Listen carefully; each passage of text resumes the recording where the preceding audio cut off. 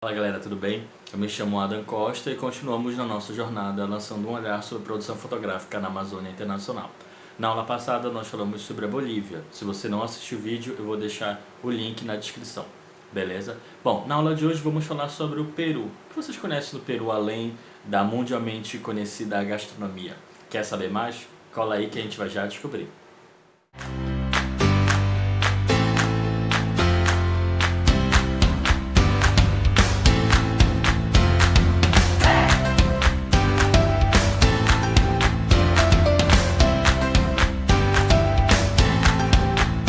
Bom, na aula de hoje a gente vai conhecer um pouquinho sobre o histórico do Peru. Dado importante é que, antes mesmo dos colonizadores espanhóis chegarem na América, o Peru já era berço da sociedade inca, né, que é uma das sociedades mais desenvolvidas, inclusive aqui das pré-colombianas, bem estruturada, inclusive com forjas de metais e culturalmente super bem estabelecida.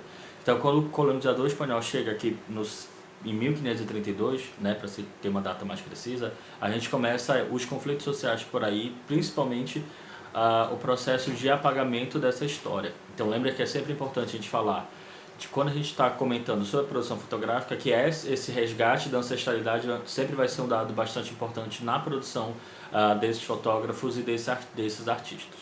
Tá? Um outro dado importante é a gente entender que foi só a partir de 1824 que o Peru consegue se libertar do domínio espanhol com seu processo de independência, quando antes ele pertencia ao vice-reino do Peru. Um outro dado importante é que o Peru vai participar da Guerra do Pacífico, né, e nessa Guerra do Pacífico ele perde parte de jazigas de nitrato que ficavam no deserto do Atacama. Tá. Um outro dado importante que a gente vai sempre perceber é que a gente vai ter uma grande oscilação política nesse intervalo de tempo, porque a gente sempre vai ter o domínio de liberais e conservadores, e nesses embates vão acabar desencadeando na década de 60 os processos ditatoriais. Lembra que a gente tem que pensar sempre a América do Sul de maneira conectada, né? Eles estão passando por processos ditatoriais e no Peru não vai ser diferente. Bom, no período de 78 a 1975, sob os domínios de Juan Valares, que vai ser um ditador que vai ser deposto em 75, logo a deposição dele, a gente também vai passar por momentos de bastante instabilidade política, e a partir da década de 80 a gente vai ter o surgimento de um movimento paramilitar chamado Sendero Luminoso, né, que é o sandinismo, e que vai ser bastante importante e presente na história peruana. Um outro dado importante é que a partir dos anos 2000 a gente também vai sentir forte instabilidade política por conta dos processos de privatização, principalmente de energia e de água, e que a gente vai ter vários movimentos de revolta. E um dado importante também recente, né, que é o impeachment do último presidente peruano. Então, todos esses dados eles vão acabar impulsionando essa máquina de produção de imagem. A gente precisa sempre lembrar que a fotografia vai ser um importante instrumento de documentação e de registro histórico, né, dessas situações políticas. Então, essas interações elas vão estar sendo reverberadas na produção fotográfica. Fotografia, a gente vai ter o importante papel de um fotógrafo chamado Augusto Falcone. Augusto Falcone é um fotógrafo peruano e que vai fazer na fotografia dele da década de 60 a 90, mais propriamente dito, a documentação dessas transformações sociais e da documentação dos conflitos históricos que vão acontecer em território peruano. Então a fotografia dele é muito pautada nessa fotografia do cotidiano, nessa documentação da paisagem e das interações sociais. E também ele é um dado extremamente importante para análise de produção de imagens, porque o Falcone ele vai deixar registrado com bastante potência, com bastante propriedade nos seus registros fotográficos essas mudanças sociais. Beleza? Fica aí para vocês conferirem um pouco do trabalho dele.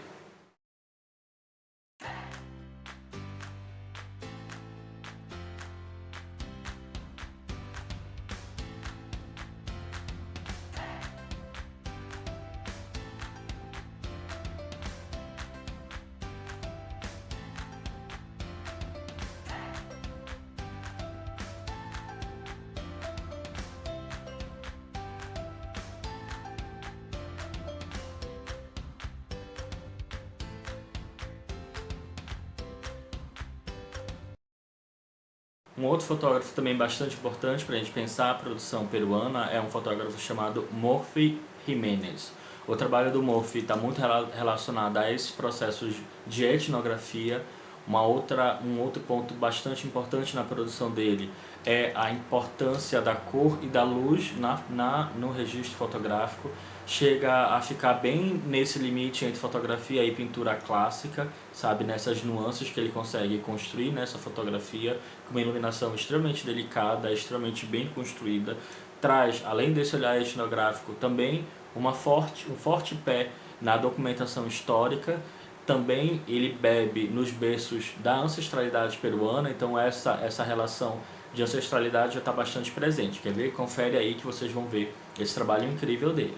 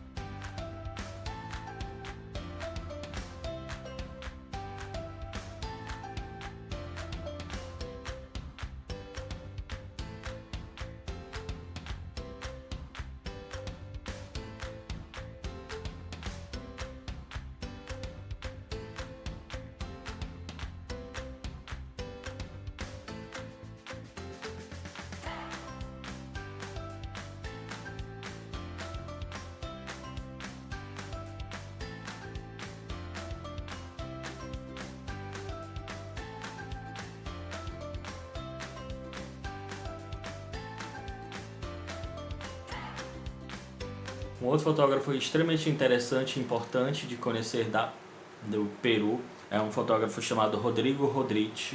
O trabalho do Rodrigo Rodrigues é um trabalho que eu conheci relativamente recente. Ele tem um trabalho muito pautado na documentação.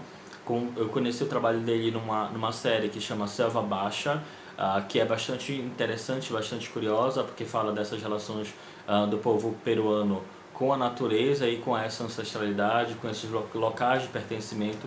É uma fotografia bastante bem construída e que também vale bastante a pena conferir. Olha aí.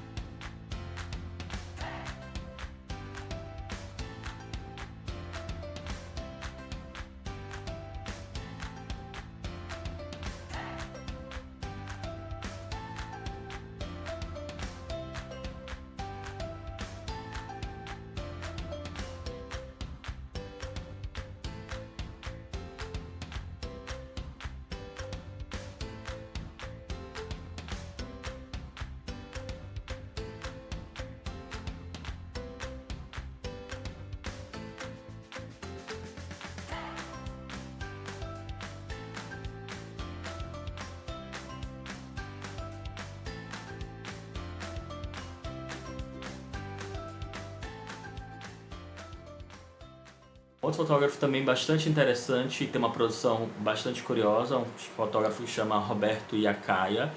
O trabalho de Iacaia eu trago para a gente ilustrar principalmente as questões relacionadas à técnica fotográfica, que ele vai buscar em outros suportes, em outras técnicas que não só o registro digital.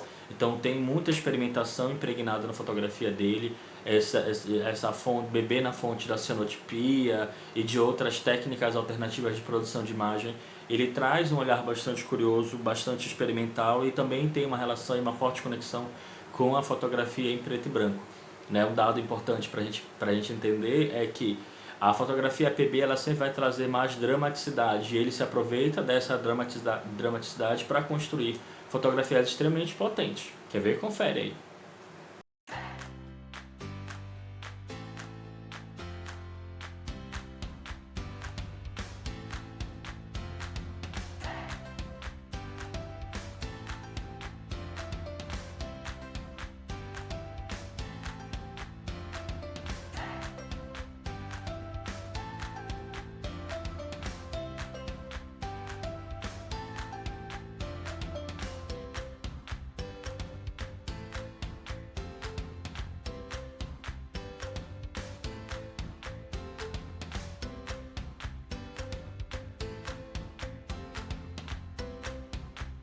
Curioso, não é? Bom, a gente também apresenta nessa aula o trabalho de foto de um jovem fotógrafo ainda, porém com um trabalho extremamente potente, que chama Muzuki Note, que é um fotógrafo que tem uma pegada fotojornalística e documental bastante forte na produção dele. A gente também tem a presença muito forte do PB, como a gente falou ainda há pouco. Ele traz uma maior dramaticidade para a construção fotográfica, e ele também traz essa busca pela ancestralidade peruana de maneira bastante potente, bastante mágica. Quer ver? Confere aí para você ver como é.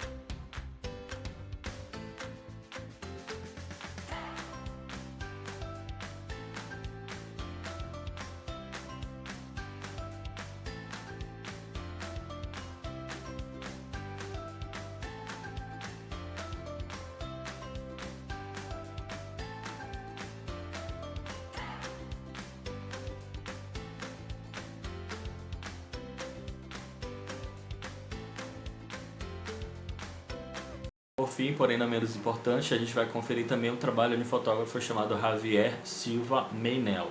O trabalho do Javier, ele é um trabalho que também bebe muito nessa fonte mágica, quando a gente fala de América, de América e de Amazônia. Ele traz essa construção mais mágica, mais fantástica, uma fotografia construída em estúdio, e ele mescla essa fotografia de paisagem de estúdio.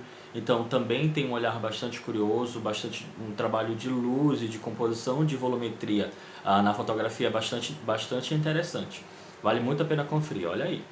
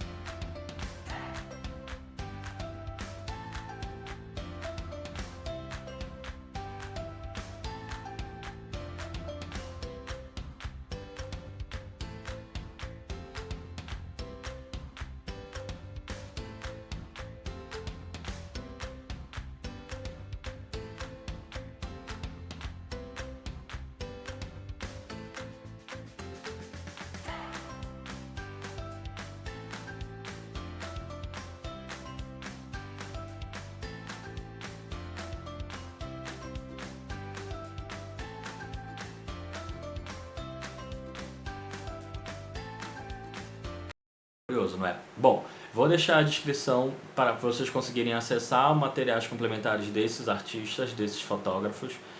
E se preparem, né? A gente vai já fazer o nosso bate-volta para saber se vocês realmente aprenderam ou conseguiram compreender a dimensão do que é o Peru. Beleza? Fica aí.